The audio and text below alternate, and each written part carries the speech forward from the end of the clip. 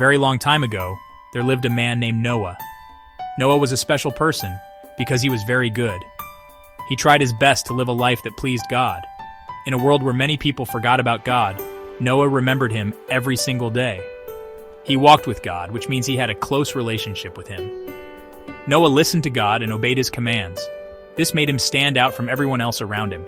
He was known as a righteous man, someone who did what was right in God's eyes. Noah made sure to teach his family about God too. He had a wife, and together they had 3 sons. Their names were Shem, Ham, and Japheth. These sons grew up watching their father. They saw how he lived his life with devotion and integrity. Noah wanted his family to also know and follow God's ways. This was very important to him. He understood that following God was the best way to live.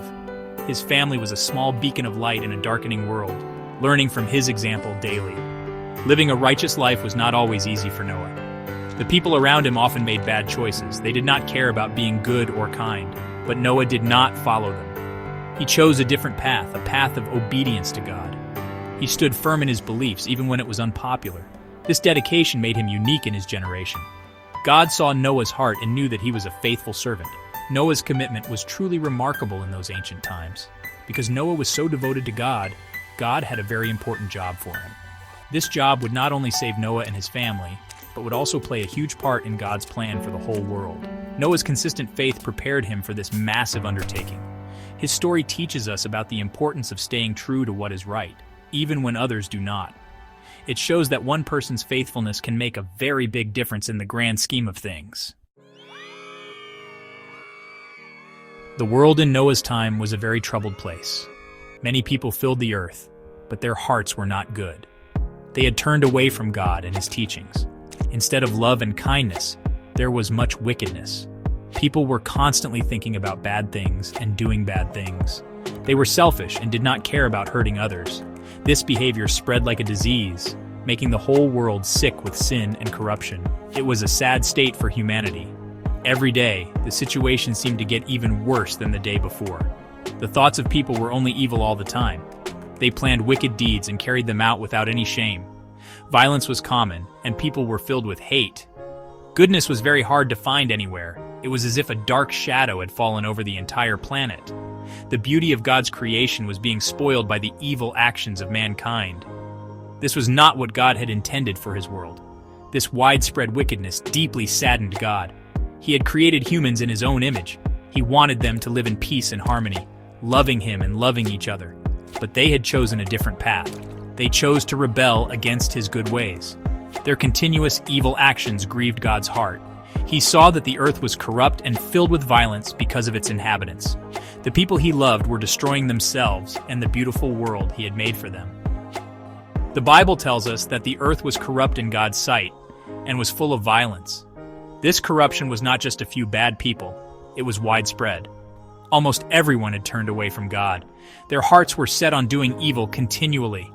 This terrible state of affairs could not last forever. God, in his justice, knew that something had to be done to address this overwhelming sin. The world was broken, and the people were lost in their own wrongdoing, far from their Creator. God looked down from heaven and saw everything that was happening on earth. His eyes observed all the wicked deeds. He saw the violence, the hatred, and the corruption that filled the hearts of people. It was not hidden from him. God knew every evil thought and every cruel action. The extent of human sinfulness was laid bare before him. He saw that the people he had created were not living as he had intended. This constant display of evil caused him great sorrow and pain. The wickedness of humanity had become so great that it affected the entire earth. It was not just in one city or one region, it was everywhere. People had completely forgotten God's laws and were living only to please themselves, no matter the cost to others. This widespread rebellion against God's goodness was a terrible sight. God is holy and just, and he cannot ignore sin forever. The continuous evil was an offense to his very nature. He knew that this path would only lead to more destruction and pain for humanity. Because God is just, he knew he had to act. The world was in a state of chaos and moral decay. If left unchecked, the wickedness would completely consume everything. However, God is also merciful and loving. The decision he faced was a difficult one. He did not want to destroy the people he had created, but the overwhelming sin required a response. He decided that he would cleanse the earth of this pervasive evil. It was a judgment, but also a way to make a fresh start possible for humanity. Even in this dire situation, God looked for someone righteous. He searched for anyone who still followed his ways, and in the midst of all the corruption, he found one man, Noah. Noah was different from the people around him. He was a just man, blameless among the people of his time, and he walked faithfully with God. Noah's righteousness shone like a small light in a vast darkness. Because of Noah, God saw a glimmer of hope, a way to preserve life and start anew. After observing the terrible state of the world, God spoke directly to Noah. He revealed his divine plan. God told Noah that he was very sad and disappointed with how wicked people had become. He explained that he had decided to bring a great flood of waters upon the earth. This flood would be unlike anything ever seen before. It would cover everything, every mountain and every valley. The purpose of this flood was to destroy all life from the face of the earth, to wash away the corruption and violence. But God, in his mercy, wanted to save Noah and his family. He also wanted to preserve the animal kingdom. So he gave Noah a very specific and unusual task. God instructed Noah to build a huge boat, an ark. This ark needed to be incredibly large and very strong. It would be their refuge, their protection from the coming waters. The ark was God's chosen method to ensure that life would continue after the devastating flood. It was a plan of salvation amidst judgment. God provided Noah with detailed instructions for building this massive vessel.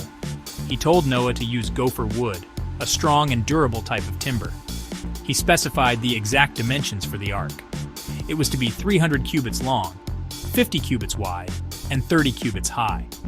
A cubit was a unit of measurement based on the length of a forearm, so this ark would be enormous.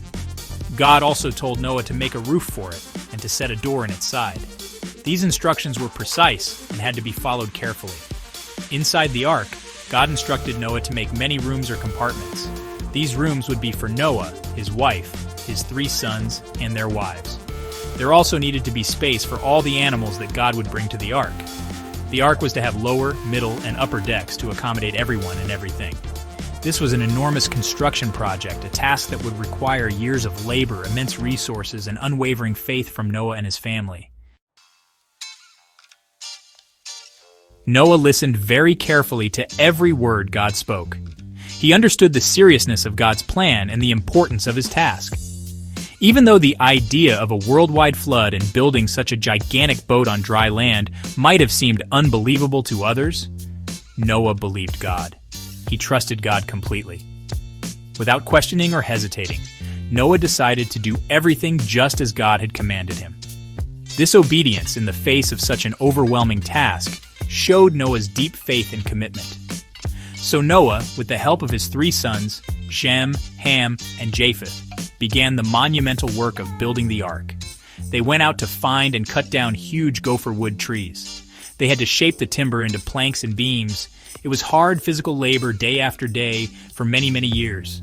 The Bible doesn't say exactly how long it took, but it was a very long time. They toiled under the sun, slowly but surely constructing the massive vessel according to God's precise blueprint. As they worked, people from the surrounding areas probably came to watch them. They must have wondered what Noah was doing.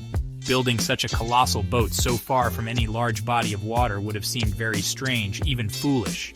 Many likely mocked Noah and his family. They might have called him crazy or made fun of his warnings about a coming flood. But Noah did not let their disbelief or ridicule stop him. He remained focused on the task God had given him. Noah meticulously followed all of God's instructions. He made sure every part of the ark was built correctly. One crucial instruction was to cover the ark, both inside and out, with pitch. Pitch is a thick, black, sticky substance like tar. This coating would make the ark waterproof, sealing all the gaps between the wooden planks. This was essential for the ark to float safely and keep everyone inside dry during the Great Flood. Slowly, over the years, the enormous structure of the ark took its final shape. Section 6. More than just wood, the ark's meaning. The ark that Noah built was much more than just a giant wooden boat. It was a powerful symbol with deep meaning. Firstly, it represented Noah's incredible faith and obedience. Noah chose to believe God's word, even when it seemed impossible and when everyone around him doubted. He spent years of his life working on this project, trusting that God knew what he was doing. The ark stood as a testament to one man's unwavering commitment to follow God's commands, no matter how difficult or strange they appeared to be. Secondly, the ark was a symbol of God's salvation and mercy. In a world that was completely consumed by wickedness, God provided a way of escape for those who would trust him. The ark was a place of safety, a refuge from the destructive judgment that was coming upon the earth. It showed that even when God must judge sin, he also desires to save. He made a way for Noah, his family, and the animals to be preserved. The ark was a tangible expression of God's grace in the midst of judgment. Thirdly, the very act of building the ark served as a warning to the people of Noah's time. For many years, as Noah and his sons labored, the huge structure was a visible reminder of Noah's message about the coming flood and the need for repentance. It gave people an opportunity to see Noah's seriousness and perhaps to consider their own ways. Sadly, the Bible tells us that most people ignored this warning. They continued in their wicked ways, unwilling to listen or change before it was too late. Finally, the ark symbolized hope for a new beginning for humanity and the earth.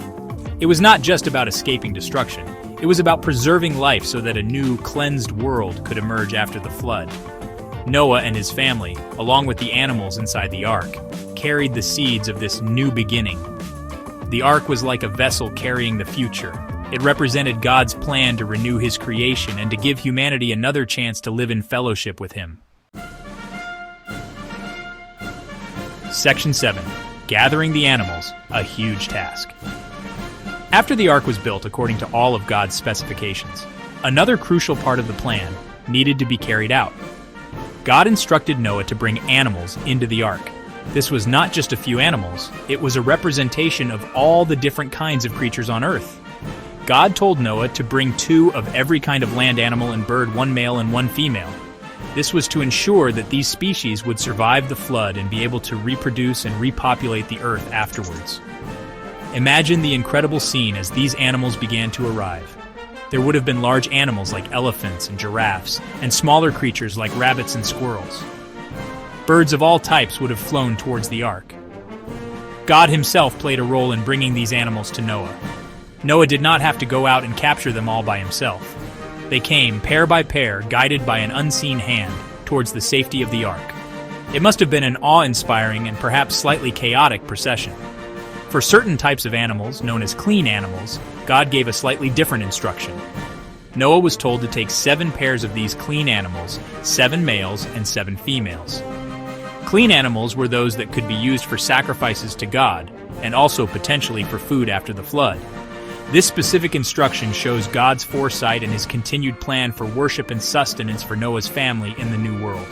Noah carefully organized the ark to accommodate all these creatures. Preparing for this vast menagerie was an enormous undertaking. Noah and his family had to make sure there were enough separate stalls and spaces for all the different animals. They also had to gather and store a massive amount of food. Food for themselves and food for every single animal, enough to last for many months while they were inside the ark. This required careful planning and a lot of hard work, ensuring that every creature, big or small, would be cared for during the long journey ahead. Section 8. The family and the ark, ready for the unknown. The day finally arrived when the colossal ark stood complete. After years of dedicated labor cutting wood, shaping beams, and sealing every seam with pitch, the massive vessel was finished. It loomed large on the landscape, a testament to Noah's perseverance and obedience to God's commands. It was ready for the waters that had not yet begun to fall, but which Noah knew were coming because God had said so. He had faithfully done everything that God had asked of him, down to the last detail. Following God's instruction, Noah and his family entered the ark. This included Noah himself, his wife, whose name is not mentioned in the primary Genesis account, his 3 sons, Shem, Ham, and Japheth, and their respective wives. In total, 8 people stepped inside the ark, leaving behind the world they knew.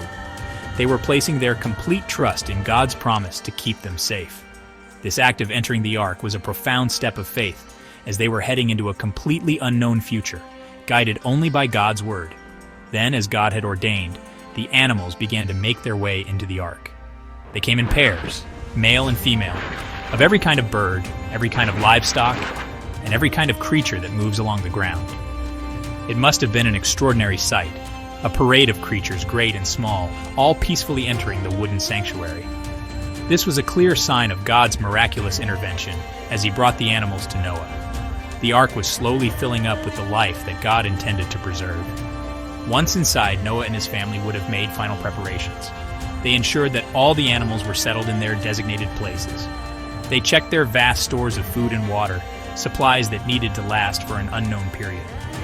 The ark was now a bustling, living vessel, filled with the sounds and smells of its diverse occupants. They were as ready as they could be. They waited inside, perhaps with a mixture of anticipation and trepidation, for God to initiate the next stage of his incredible plan, waiting for the promised rain to begin. Perfect. Section 9, the doors are closed. What happens next? When Noah, his family, and all the animals were safely inside the ark, a significant and final act took place before the flood began.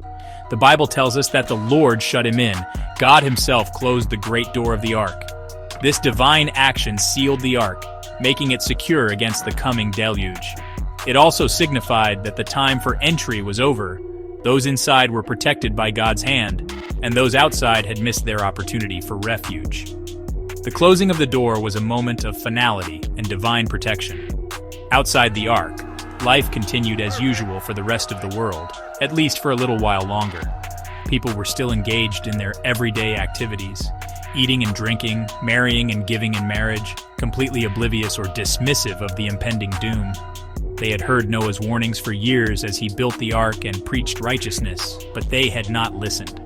They did not believe that such a catastrophic event could happen. Their disbelief and continued wickedness sealed their fate as they remained outside the ark of safety. Inside the ark, a period of waiting commenced. Noah and his family knew the flood was coming, but they did not know exactly when the first raindrops would fall or how intense it would be. Imagine the atmosphere within the ark, the lowing of cattle, the chirping of birds, the hushed conversations of the family. They were suspended between the old world, soon to be washed away, and a new, unknown future. Questions must have filled their minds. How long would they be confined? What would the world look like when they emerged? The air likely grew still and heavy, the skies perhaps taking on an ominous, dark hue. The world outside held its breath, unaware of the dramatic change that was about to unfold. Then, the first drops of rain would begin to fall, a gentle precursor to the mighty torrent that God had promised. These initial drops signaled the start of a world-altering event, the beginning of the Great Flood. The long journey of survival and preservation was about to begin for those inside the ark. But what trials, wonders, and divine interventions awaited them on the waters? And what would they discover when the floodwaters finally subsided and a new world emerged?